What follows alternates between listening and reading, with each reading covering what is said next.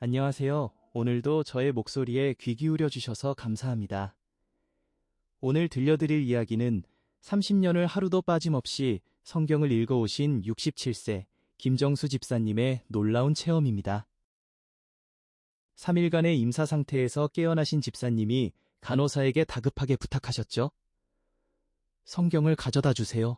지금 당장요. 의료진들은 깜짝 놀랐습니다. 생존 가능성이 희박했던 분이었으니까요. 하지만 더 큰 충격은 그 다음이었어요. 성경을 받아든 집사님의 첫마디. 저는 지금까지 성경을 잘못 읽고 있었습니다. 30년 동안 매일 새벽 기도회에도 빠지지 않고 성경을 수십 번 정독하신 분입니다. 그런 분이 왜 그런 말을 하실까요? 그 비밀은 집사님이 의식을 잃은 그 3일 동안 예수님을 직접 만나신 데 있었습니다. 예수님께서는 그분의 성경 읽는 모습을 보여주시며 말씀하셨어요. 정수야, 너는 지금까지 성경을 소리내어 읽지 않았구나.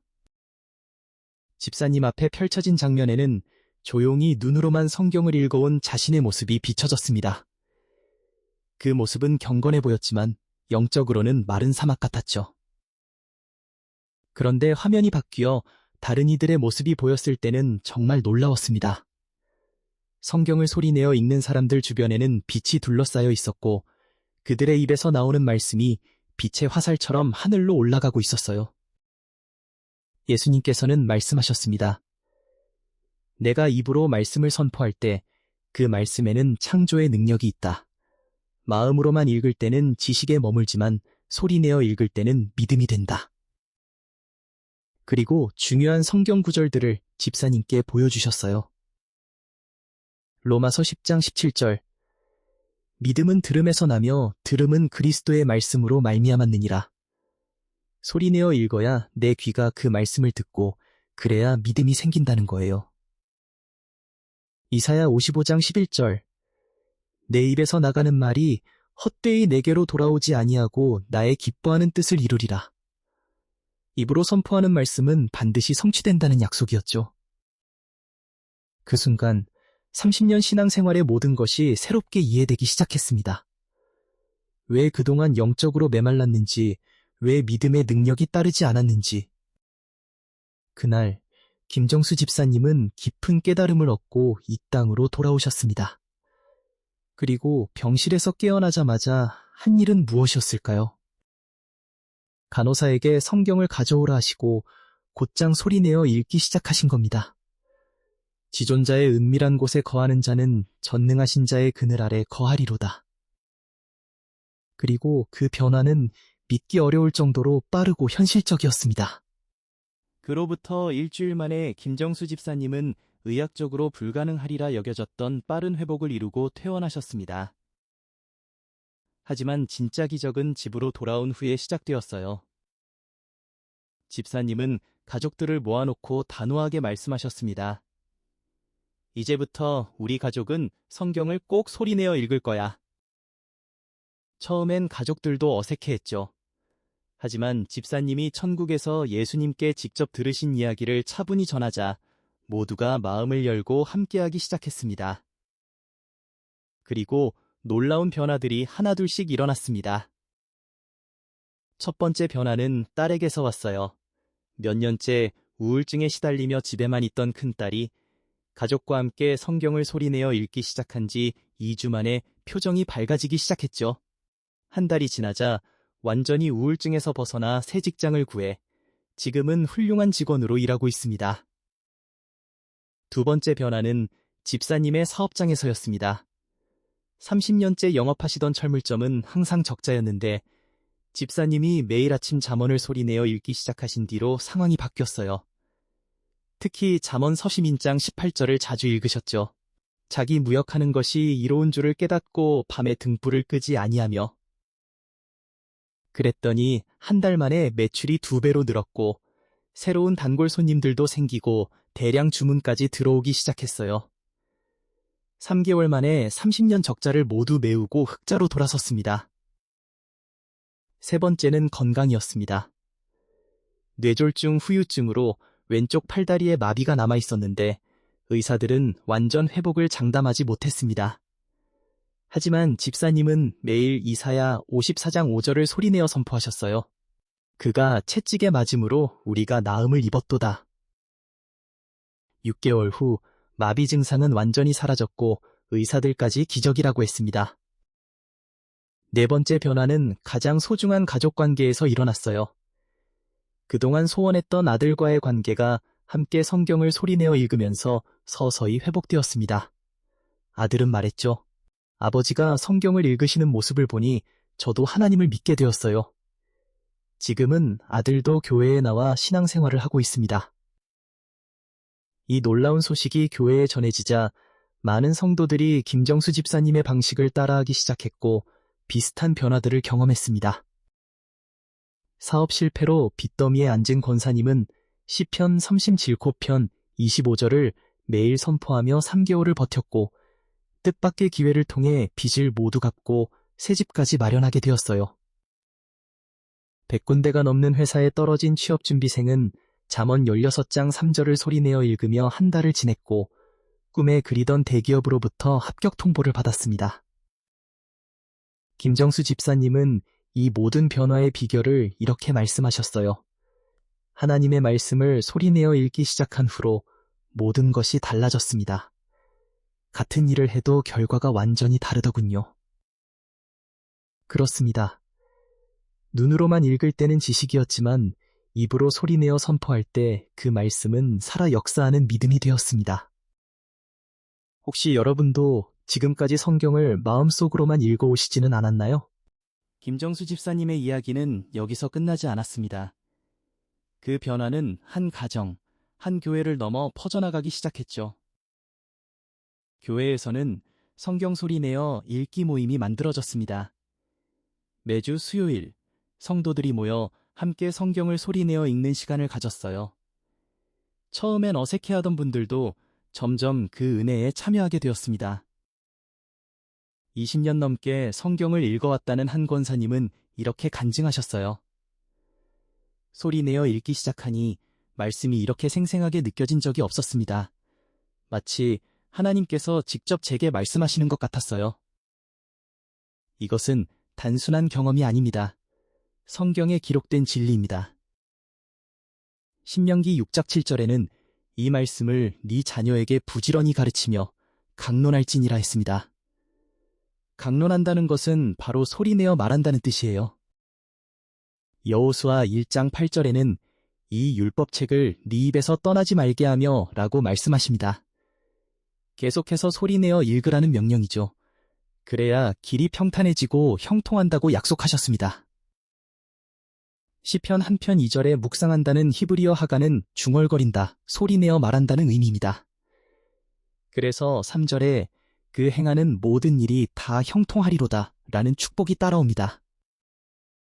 예수님께서도 마태복음 4장에서 마귀의 시험을 받으실 때 성경 말씀을 입으로 선포하심으로 승리하셨습니다. 기록되었으되 하시며 말씀을 선포하실 때마다 마귀는 물러갔어요. 사도 바울은 로마서 10장 10절에서 이렇게 말했습니다. 사람이 마음으로 믿어 의에 이르고 입으로 시인하여 구원에 이르니라. 마음으로만 믿는 것이 아니라 입으로 시인해야 구원에 이른다는 것입니다. 히브리서 4장 12절은 하나님의 말씀이 살았고 운동력이 있다고 말합니다. 특히 우리가 믿음으로 선포할 때 그 살아있는 능력이 나타나는 거예요. 여러분, 생각해 보세요. 하나님이 이 세상을 어떻게 창조하셨나요? 말씀으로 창조하셨습니다. 빛이 있으라 하시니 빛이 있었습니다. 그 창조의 능력이 바로 하나님의 말씀 안에 있습니다. 그리고 우리가 그 말씀을 믿음으로 소리내어 선포할 때 그 동일한 창조의 능력이 우리의 상황 가운데 역사하기 시작하는 것입니다. 김정수 집사님은 지금도 새벽 5시에 일어나 성경을 소리내어 읽고 계십니다. 그의 얼굴에는 이제 깊은 평안과 기쁨이 가득합니다. 사업은 번창하고 가족은 화목해졌으며 교회에서는 영적인 지도자로 존경받고 있죠. 이런 변화가 여러분의 삶에도 일어날 수 있습니다. 오늘 이 말씀을 들으신 것은 결코 우연이 아닙니다. 하나님께서 지금 여러분에게 말씀하고 계신 거예요. 내 아들, 내 딸아, 내 말씀을 소리내어 읽으라. 그러면 네 삶이 바뀔 것이다. 내일부터가 아닙니다. 오늘부터 시작하세요. 아니, 지금 이 방송이 끝나는 대로 바로 시작하시길 바랍니다. 성경을 펴시고 작은 소리라도 좋습니다. 입술을 열어 시편 23편부터 읽어보세요. 여호와는 나의 목자시니 내가 부족함이 없으리로다. 처음엔 어색할 수 있어요. 목소리가 떨릴 수도 있습니다. 하지만 계속하다 보면 그 말씀이 여러분의 영혼 깊숙이 스며드는 것을 느끼게 될 겁니다. 하나님의 생명이 여러분 안으로 들어오는 경험을 하게 될 거예요. 가족들이 있다면 함께 해보세요. 오직 나와 내 집은 여호와를 섬기겠노라 고 함께 선포해보세요. 그 집에 하나님의 임재가 충만해질 것입니다. 어려운 일이 있을 때는 그 상황에 맞는 말씀을 찾아 믿음으로 선포하세요. 나의 하나님이 그리스도 예수 안에서 너희 모든 쓸 것을 채우시리라. 병으로 고통 중이라면 그가 채찍에 맞음으로 우리가 나음을 입었도다. 이사야 53포하세요. 라고 선포하세요. 자녀가 걱정된다면 내 모든 자녀는 여호와의 교훈을 받을 것이니 큰 평안이 있을 것이니라. 이사야 54:13라고 자녀의 이름을 부르며 선포하세요. 말씀을 소리내어 읽는 것은 단순한 종교적 습관이 아닙니다. 그것은 하나님과의 살아있는 교제입니다. 창조주의 호흡을 내 안으로 들여마시는 일입니다. 여러분의 입술을 통해 선포되는 하나님의 말씀 앞에서는 어떤 어둠의 세력도 견딜 수 없습니다. 어떤 장애물도 무너집니다. 어떤 절망도 소망으로 바뀝니다. 김정수 집사님이 경험한 그 기적을 여러분도 오늘부터 경험하실 수 있습니다. 지금 당장 성경을 손에 들고 입을 열어보세요. 하나님의 살아있는 말씀이 여러분의 삶에 새로운 역사를 시작하실 것입니다. 혹시 지금 이 순간에도 여러분 마음 한편에 이런 질문이 떠오르고 있지 않나요? 정말로 내 삶이 바뀔 수 있을까? 과연 이 작은 습관이 그렇게 큰 변화를 가져올 수 있을까? 김정수 집사님도 처음에는 그렇게 생각하셨을 거예요. 30년 동안 변하지 않았던 것들이 고착된 문제들, 반복되는 어려움들, 그 모든 것이 소리내어 읽기라는 간단한 실천 앞에서 하나둘 무너지리라 누가 상상이나 했겠습니까? 하지만 이것이 바로 믿음의 본질입니다. 보이지 않는 것을 바라고 확실하지 않은 것에 대한 확신으로 걸어나가는 것. 그리고 그 믿음은 들음에서 난다고 성경은 말합니다. 여러분이 지금 이 순간 결심하신다면 여러분의 이야기도 새로워지기 시작할 것입니다. 아파트에 사셔서 소리를 내기 어렵다고요? 작은 속삭임처럼 마음속으로 확신하며 입술만 움직여도 좋습니다. 중요한 것은 여러분의 영이 그 말씀을 듣는 것입니다. 가족들이 이해하지 못할까봐 두렵다고요? 말없이 변화되는 여러분의 모습이 가장 강력한 증거가 될 겁니다. 김정수 집사님의 가족처럼 어느 날 그들이 먼저 여러분 곁에 앉아 함께 읽고 싶어 할지도 모릅니다. 시간이 없다고요? 하루 10분, 아침에 눈을 뜨자마자 혹은 잠들기 전에 단 한 장만이라도 좋습니다. 그 10분이 하루를, 나아가 인생의 방향을 바꾸는 기적의 시간이 될 수 있습니다. 지금 이 메시지를 듣고 계신 여러분 각자에게 하나님은 약속하십니다. 여러분이 입을 열어 그분의 말씀을 선포할 때 그분은 경청하십니다. 여러분이 선포하는 그 말씀대로 역사하시기 위해 하늘의 창고를 열어놓으십니다. 이것은 번영을 약속하는 마법의 주문이 아닙니다. 이것은 창조주 되시는 하나님과의 관계를 회복하는 살아있는 통로입니다. 여러분이 하나님의 말씀을 스스로 듣고 그 말씀으로 하나님께 응답하는 가장 진실한 기도의 형태입니다. 오늘이 지나가기 전에 작은 시작을 해보시길 바랍니다. 책상 앞에 앉아 혹은 잠자리에서 몸을 일으켜 성경을 펴세요. 아무 구절이나 좋습니다. 마음에 와닿는 시편 한 구절, 복음서의 한 장면. 숨을 깊게 들이쉬고 입을 열어 소리내어 읽어보세요. 처음엔 불안할 수 있습니다. 낯설 수 있습니다. 하지만 그 말씀이 여러분의 공기 속에 울려 퍼지고 여러분의 고막을 통해 뇌리에 새겨지는 그 순간부터 모든 것이 달라지기 시작할 것입니다. 하나님의 말씀은 결코 헛되이 돌아오지 않습니다. 여러분의 입술을 통해 세상에 선포된 그 말씀은 하나님의 뜻 가운데 반드시 아름다운 결실을 맺을 것입니다. 여러분의 오늘이 작은 용기 한순간으로 인해 완전히 새로워지길 간절히 소망합니다. 지금 바로 이곳에서 새로운 시작을 축복합니다. 그러면 이렇게 소리내어 성경을 읽는 습관이 실제로 우리 일상 속에서는 어떻게 스며들 수 있을까요? 아마도 가장 중요한 것은 생각하는 것에서 말하는 것으로의 전환입니다. 우리는 무언가를 깨달을 때 대부분 머릿속에서 생각하고 마무리합니다. 하지만 하나님의 말씀은 다릅니다. 말로 외쳐야 힘을 발휘합니다. 아침에 눈을 뜨자마자 이것은 여호와께서 정하신 날이니 우리가 이 날을 즐거워하고 기뻐하리라. 시 118:24라고 작은 소리로 선포해보세요. 하루의 시작이 달라질 것입니다.